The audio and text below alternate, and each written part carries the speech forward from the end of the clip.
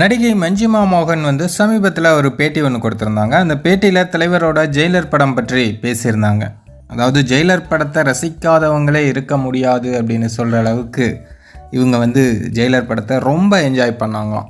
நமக்கு ஒரு மாதிரி தியேட்டர் எக்ஸ்பீரியன்ஸ்னா ரஜினி சார் பார்த்தாலே அப்படி இருக்கும். இவங்க மட்டும் இல்லை, இவங்க அம்மா கூட தான் ஜெயிலர் படத்துக்கு இவங்க போயிருந்தாங்களாம்.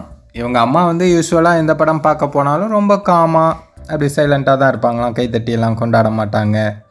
அப்படி இருக்கிறவங்களே ஜெயிலர் படத்தை பார்த்துட்டு பயங்கரமாக கைத்தட்டி கொண்டாடினாங்க, பயங்கர உற்சாகமாயிட்டாங்க. ஸோ அதுதான் படம், இந்த மாதிரி தான் படம் இருக்கணும். அவ்வளோ கிளாப்ஸ் அப்படியெல்லாம் கிடையாது. பட் ஜெயிலர் படம் பார்க்கும்போது இப்போ எனக்கு ஞாபகம் இருக்கு, அவ்வளோ கிளாப்ஸ், அவ்வளோ என்ன நடக்குது.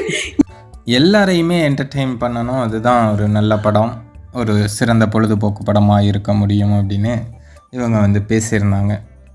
இப்போது ஜெயிலர் 2 படத்தோட படப்பிடிப்பும் ஆரம்பமாயிருச்சு. ஜெயிலர் 2 படத்தையும் எல்லோரும் இதே போல் ஜெயிலர் படத்தை போல் கொண்டாடுவாங்க அப்படிங்கிறதுல எந்த விதமான மாற்று கருத்துமே கிடையாது. தலைவர் அப்படின்னாலே அது கொண்டாட்டம் தான்.